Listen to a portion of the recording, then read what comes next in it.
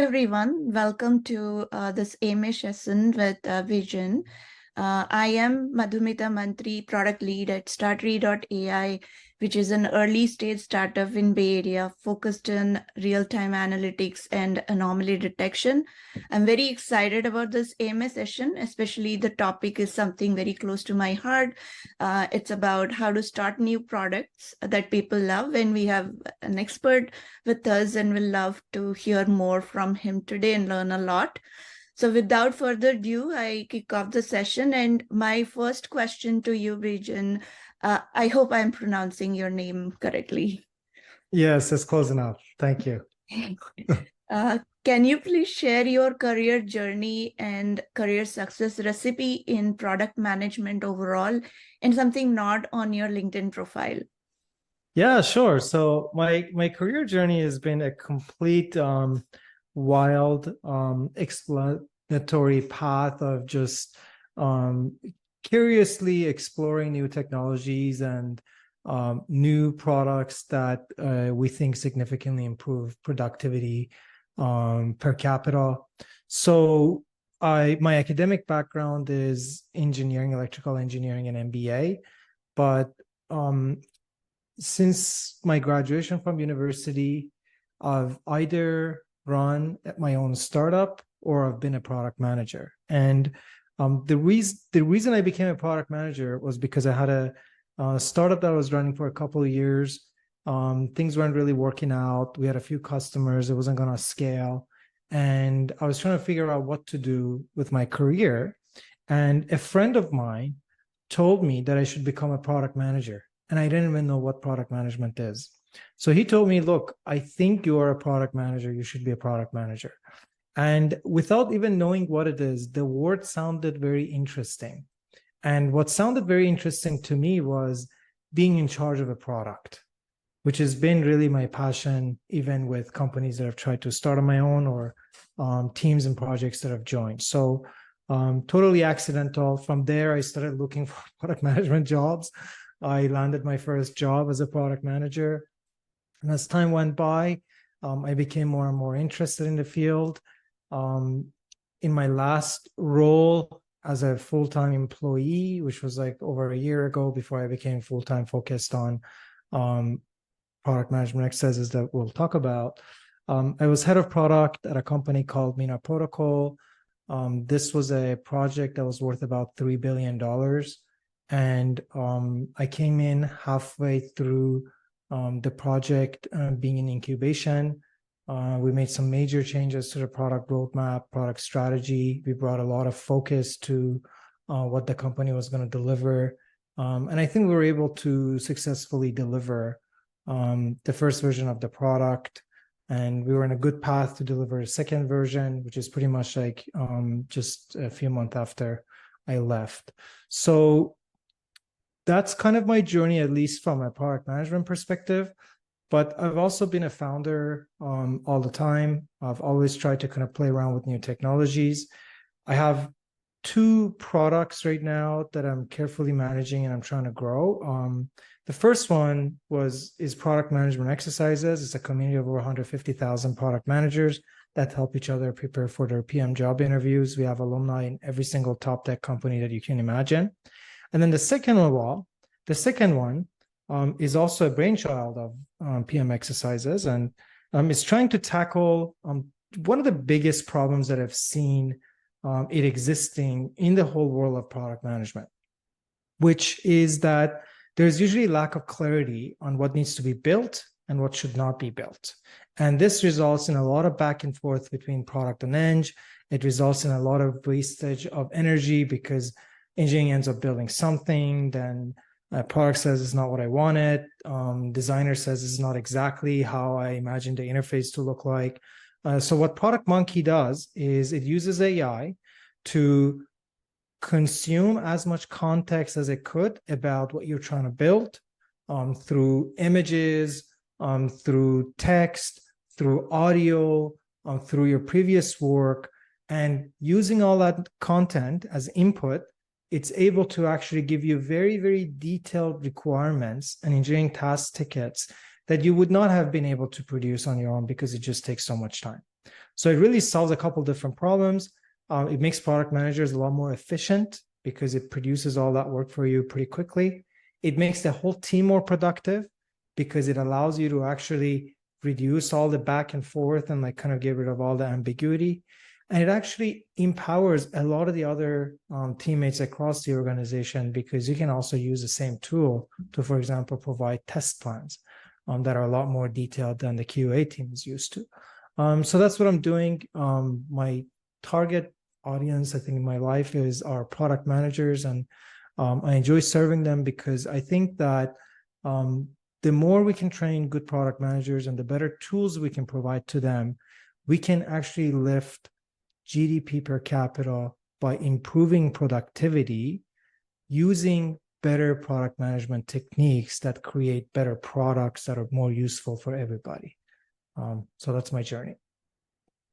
That's very inspiring. Thanks for sharing your journey. And I cannot disagree with you completely, like about the product management exercises. Huge fan of that platform. When I was preparing for my interviews, I've looked at several platforms, but something I really loved about this platform is how the questions are answered in a very unique way, and those insights somebody as a candidate appearing for interview generally don't have, and most of the time interviewers are looking for those insights and nuggets. So thanks for doing such an amazing work there. And I completely understand what you said or empathize with the challenge that you mentioned around like creating requirements, and then there is a lot of chaos going between in eng and design.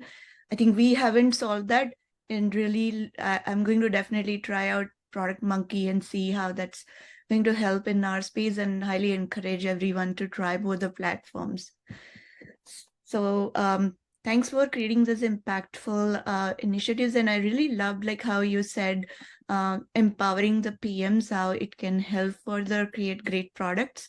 So it's a good segue to my next question for you. How did you come up with this idea of product management exercises and Product Monkey in overall, and how this can specifically help for PMs to leverage and learn and grow? So I think for me, in order to be excited about building something, I have to be building it for myself, because that makes it a lot easier for me to imagine the user journey that a user goes through and the kind of pain points that they deal with. So let's start with PM exercises. I was actually preparing for a job interview. I was really frustrated with how there weren't good material available for me to prep for my interview. And I'm sure a lot of PMs have felt that experience. So what I did on that night, instead of actually preparing for my interview, was I created a WordPress blog. I posted an interview question. I typed my answer and I published it. I published a link to that WordPress blog post on Reddit. I asked the Reddit community in product management subreddit to give me feedback. I went to bed, woke up in the morning. I saw 12 people saying, Bijan, this is amazing. This is exactly what we should do. This is what we need in a community. And that was my validation. So I think there are a couple of important things here. One is my time to market was 2 hours. It took me 2 hours from the ideation to actually launching an MVP.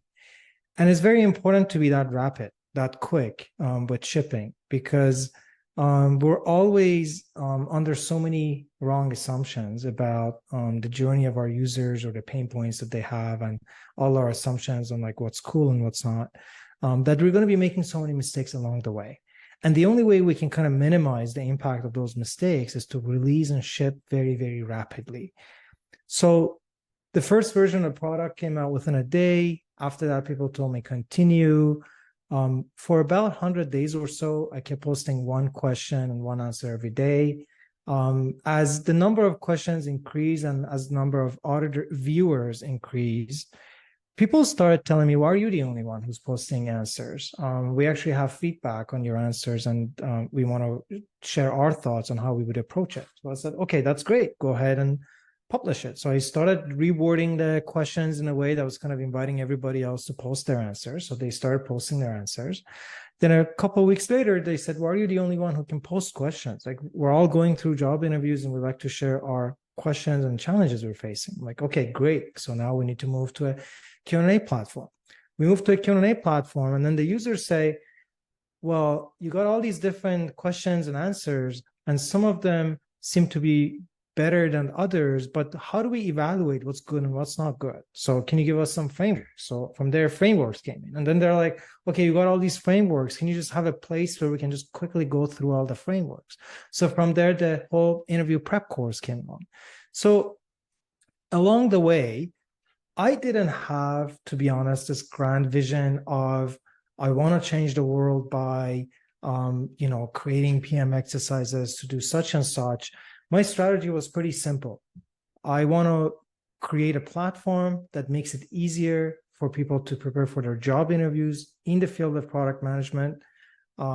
People came along afterwards, copied PM exercises, which is a good thing in my opinion, because my idea wasn't to really optimize for revenue, was to hopefully create a lot of other people like myself who can use this platform to become better PMs. And throughout that journey, a lot of them decided to kind of branch out to these other fields like, software engineering, biz ops, product design, and all that. But for me, it was a very easy decision, not get distracted, because I was driven by something bigger than optimizing for revenue and profit. We stayed focused on product management interviews, and that allowed us to solve for problems that a lot of other companies or service providers that came to the space would not be able to solve. Because, for example, you have a problem that's very specific to product management, not other categories. And this kind of took this snowball effect over time to becoming a good platform. So that was the journey for PM exercises. And for AI, for Product Monkey AI, so at PM exercises, one of the other things that we do now is we have a cohort on AI product management, which is, it's basically I think it's the best program that you could possibly have in this world when it comes to AI product management. And we started this because it was obvious to us that AI is the next big platform shift. And as product managers, we should be in front of it. We need to really embrace it. And as we started that journey, I kept thinking, like, what is that thing that you could do that significantly improves productivity per capita for product managers? And along the way, I was really struggling with finding enough time to creating detailed requirements and engineering task tickets for my engineering team at PM exercises. And one day the idea kind of came to me, like, why don't I try to use this AI language models to see if I can bring a lot of clarity. And again, we took a very similar approach of let's see what we can ship within 2 weeks. In this case, it was a lot more complex than what we did in PM exercises initially, because you had the AI part, you had a back end, you had a front end. You actually had to take the information, process it, create an output. We're able to ship within 2 weeks, and the feedback was positive. We used the PM exercises community. We announced it to our community. Here's a new tool. It's free for the community. We want people to give us feedback. And from there on, it's been growing. And, the PM community has been embracing it. It's a free tool for the PM community. Again, I'm not optimizing for money. We're optimizing for enabling people to be more productive. And I think here again, the big lesson that one can take with themselves is we started with a problem and not from a solution. We didn't say, okay, we're going to take AI and just like figure out a way to use it. We started with, okay, this pain is really severe. And I had a lot of experiences dealing with that. Like in my last role, for example, even as head of product, the reason the company was struggling with shipping their product for about 2 to 3 years was because every engineer's view of what was an acceptance criteria was very different, especially when you spoke to the technical specs and what's an acceptable performance of this technology. So I had really felt the pain, and I felt that it was something that I was building for myself. I use it a lot myself. That's the only way you can really improve it. We've been constantly iterating on it. We're carefully looking at engagement metrics, how people are interacting with it, and making it better. And we do have a longer term vision in this particular case. Our goal with PM exercises is to make it as easy as possible now for anybody to become a product manager, because now it's not only about the interviews. What we learned is that as long as you go through the PM exercises learning material, you actually become a product manager. Like, you become a really good product manager, and people continue using it. Now, the goal with Product Monkey is to continue supporting the user throughout that journey. Actually enable them to now use this tool to create good products and be very effective, be a 10x PM for the rest of the organization.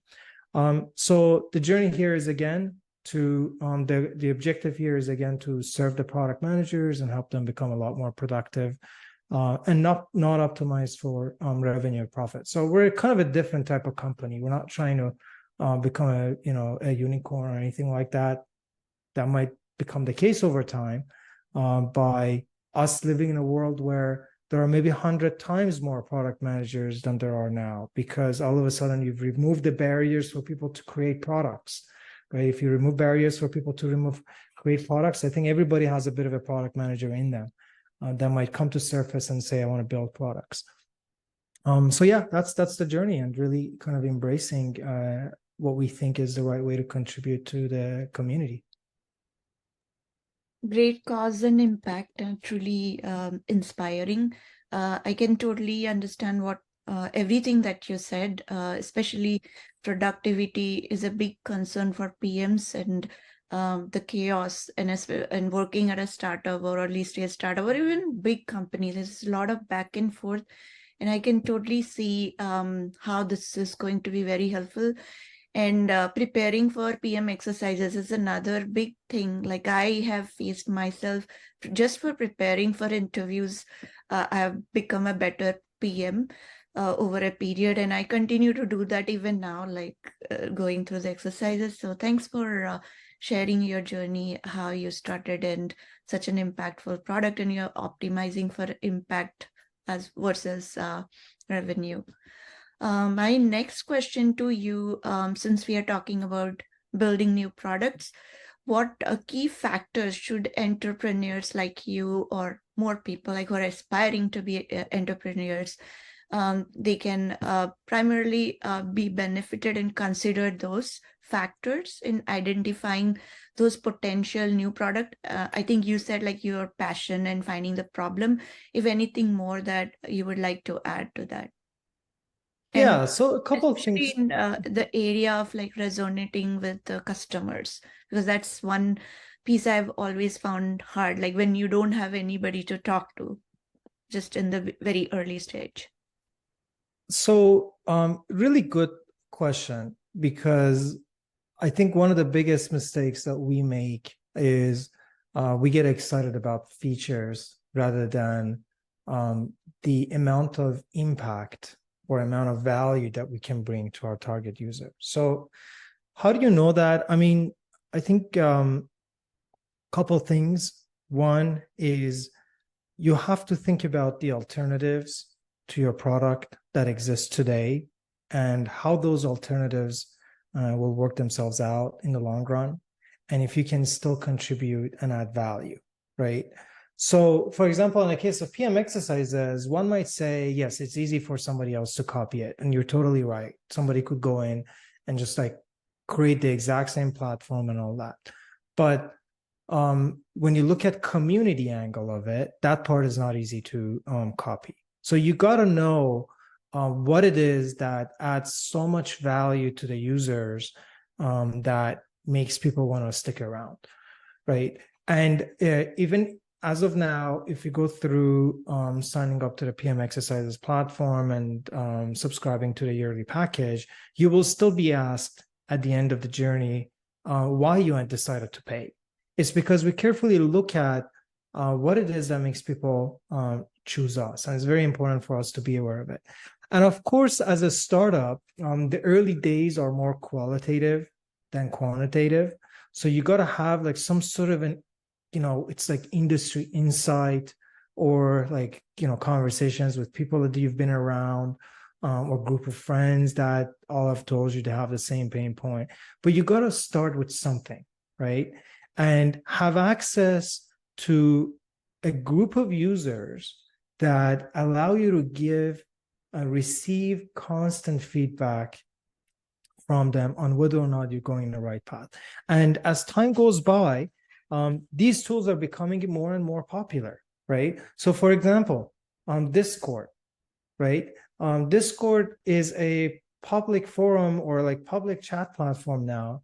That's a great place for you to engage with those few users, even it's like 1% or like 0.1% of the whole user base, but you're able to engage with them.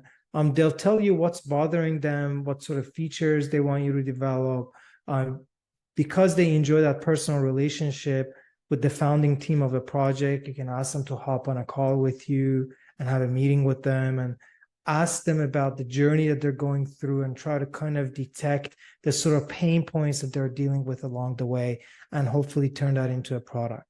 Now, I should also say that at a very high level, there are two types of startups that you can create, right? There is a type where, because of your kind of deep industry knowledge, the user base, the target audience, and the pain point you're trying to solve, and what sort of things they need. It's a matter of you really staying focused and building your product to reach that point of minimum quality that gets people to actually use it and tell others.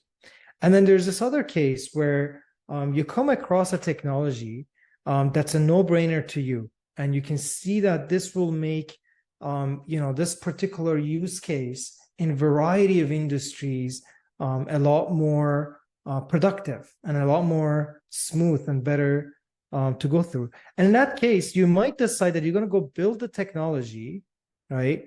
And then try to find product market fit, right? Because in that case, you don't really know what sort of use cases are going to emerge. And you're going to see that a lot more, especially in the consumer market, where you're kind of like, releasing something very quickly. You're trying to see what catches fire. And then if you see that, there's some sort of a product market fit, then you try to put more fuel into the fire to kind of go from there.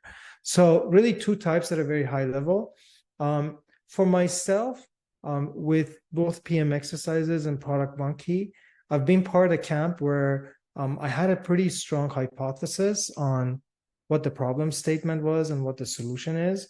But even if you know what the solution is, you got to work very, very carefully with the users to make sure that you don't go off rail, and you're actually building a solution that's solving that problem that is your hypothesis in that moment in time.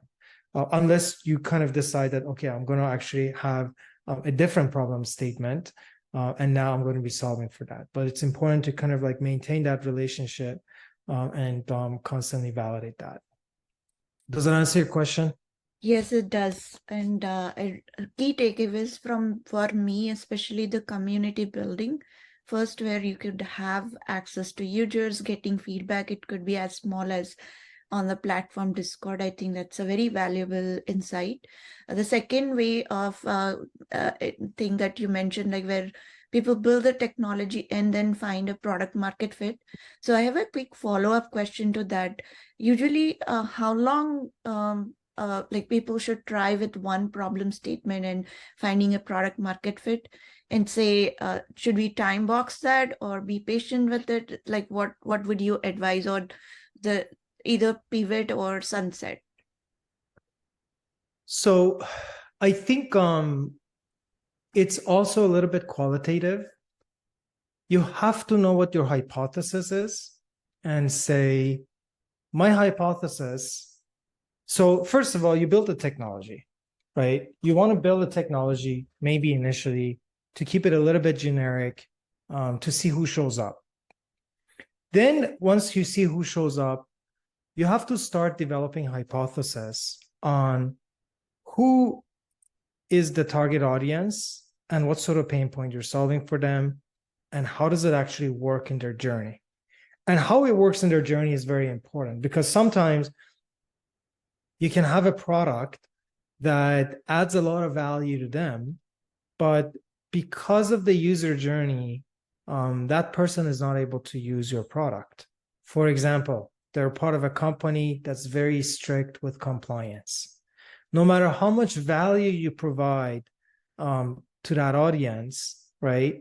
The sales cycle or the onboarding process is going to be very long unless you can kind of think of creative ways of addressing it in order to adopt your technology.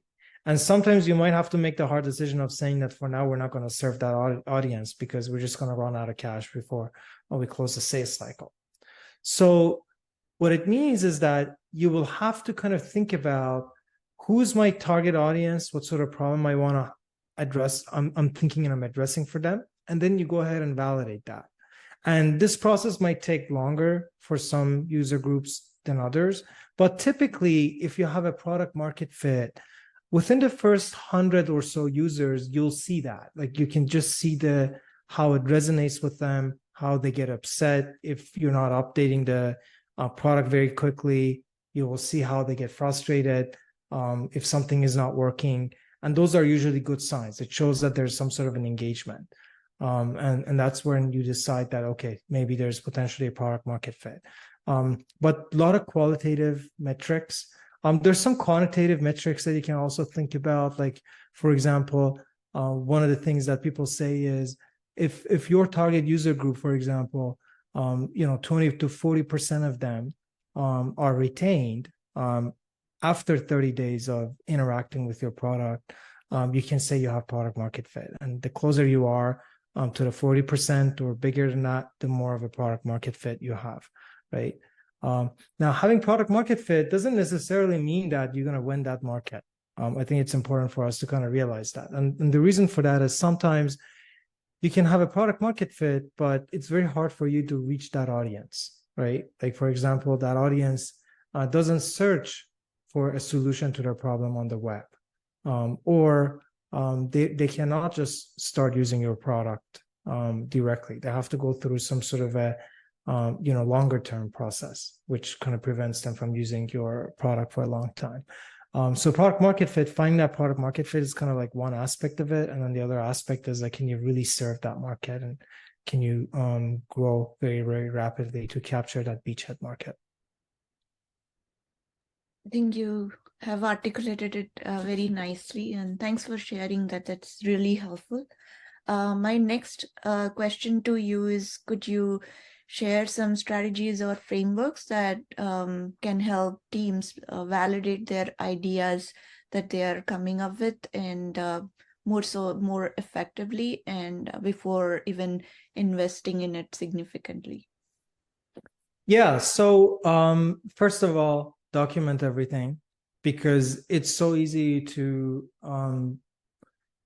be in this like kind of vague mindset of are we really like validating our assumption that there's a market here or not? Like, you need to be as clear as you can on like what your hypothesis is, what are your criteria of success for that validation is. Try to be as quantitative as you can, and then from there come up with like some sort of an experiment that tells you whether or not there's a market. So for example, in the case of Product Monkey, we're pretty clear. We're going to reach out to X number of product managers. We're going to see how many of them are going to come back. We're going to interview them. We're going to provide a survey to them and ask them what they think of the experience and whether or not this replaces what they're doing. We're going to look at the retention rate, and then we're going to decide if this is something worth pursuing, right? So you want to kind of be very like quantitative with your hypothesis. And that's the way to do it, right? Like, you want to be kind of very clear with your assumptions, and then go after validating them pretty quickly. And if you have a product market fit, if you do have a product that people want, what's interesting is they're typically very, very open to dealing with a product that's very rough around the edges. In fact, it's not too bad if your product is not perfect. Because if everybody comes to your site and leaves right away if something is not working well, then maybe that's a sign that you didn't really hit a nerve. But if your product copy and what you're presenting as a solution is resonating with people, they will be frustrated and they will contact you and they will not let you go. They will be, hey, you told me this thing works, this thing solves my problem, it's not solving my problem. Who do I need to speak to actually get this thing working? So that's an indication of you potentially hitting a nerve with somebody who's feeling so much pain that they're not going away. They want you to solve that problem for them. So these are like some ways to pay attention to it and kind of see what it is, but really have a clear understanding of what your hypothesis is, what your criteria of success or failure is. Ship very, very quickly to validate that, and be very comfortable with people not having a good experience with the product. You got to make sure that at least the core experience, the happy path, is working well so that you can validate it. I'll give you an example. When we launched the first version of Product Monkey, right? One of the first things you could do is just like upload an image and it'll give you tickets, right? We spent zero time worrying about this edge case where somebody uploads a picture of an apple or an animal or a person, and then trying to see what comes up. Because we know that individual is just trying to play with the tool to break it, or maybe to see what comes out of it. It's an interesting thing for us to pay attention to down the road. But given that we were really focused on this other hypothesis that product managers can actually use this to convert product design files, they find value in converting product design files to engineering task tickets, we just ignored all those cases. We didn't even bother creating an error page for it. We're like, whatever we get from the natural language model as a reply, we're going to present it to the user. And let's just focus on shipping this really, really quickly so that we can validate whether or not our tool is solving for the audience with the problem statement that we've defined. And that allowed us to kind of ship faster and validate that hypothesis.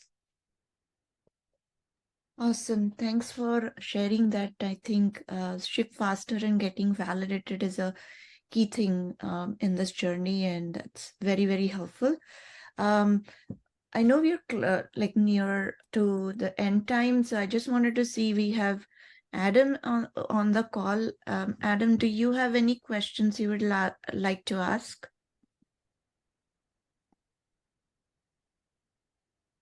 Nope. Thank you. Okay, so I'll just move on to my next question, and I have two more questions to go, and then we can wrap up. So thanks for sharing the validation part, which is very, very helpful. And I think it kind of touched based on also the like solving the pain points, and a great way to learn that. So quick question about building a product people love, right? And it needs a balance between the innovation and what market demands are. Like as you said, like you were passionate about building product management exercises to help other PMs and also help yourself, right? So how like that kind of passion and then plus balancing the need for like what's out there in the market or the demand is, how to strike a balance between the two? So the two things that you're talking about is the balance between what's in the market and what the user wants. Is that right? Yeah, what's the market demand? I mean, to be honest, I don't spend so much time thinking about what others are doing.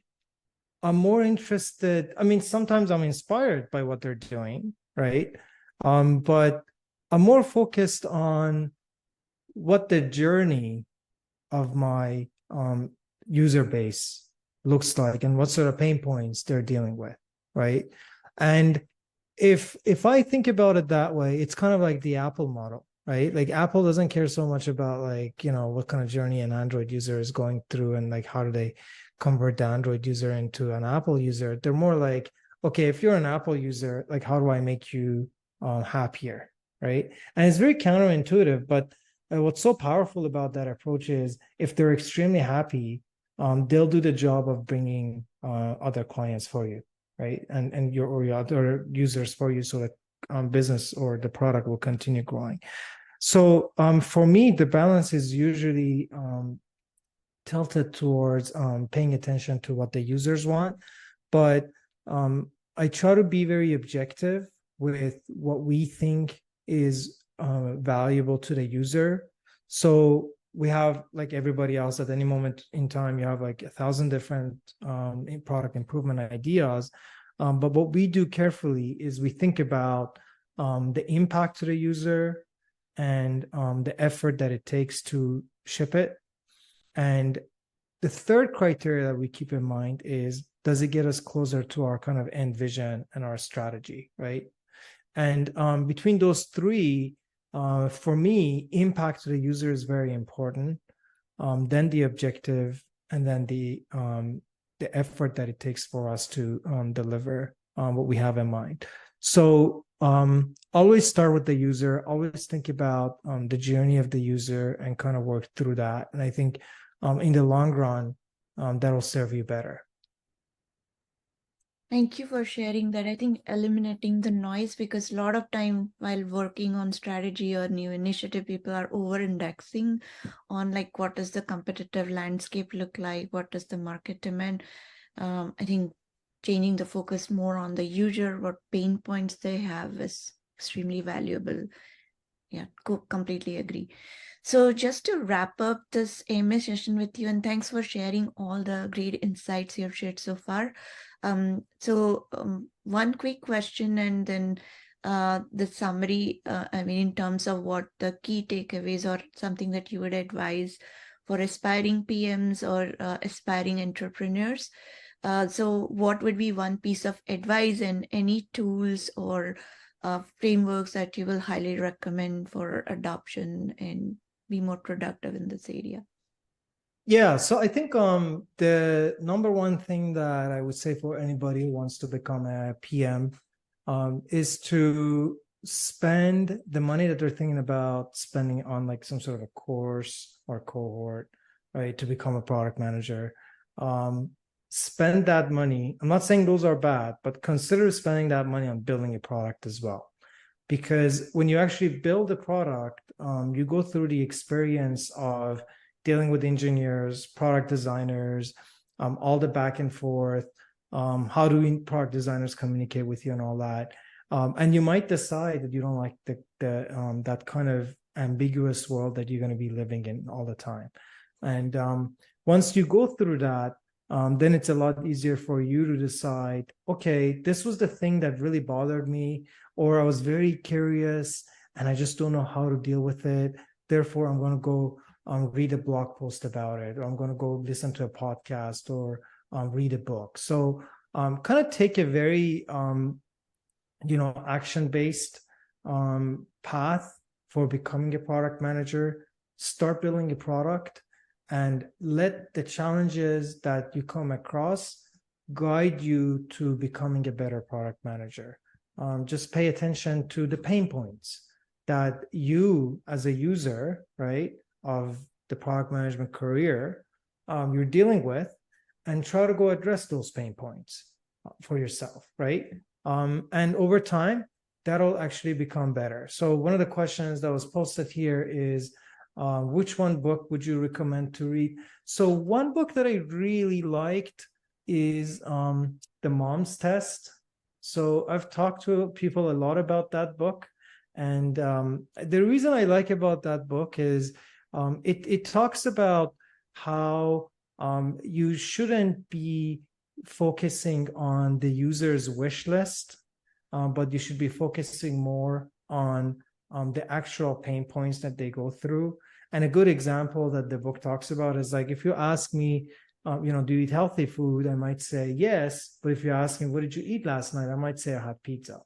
And this is kind of that difference between the wish list and the event-based conversation.